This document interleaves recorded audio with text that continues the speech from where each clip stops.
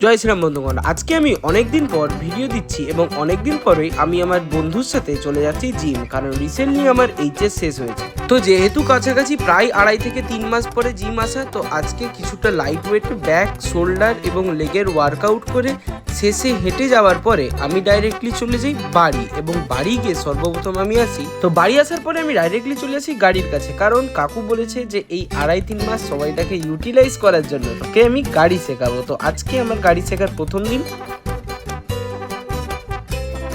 আমি as a শিক্ষানবিশ তাদের কাছ থেকে শিক্ষা গ্রহণ করছি।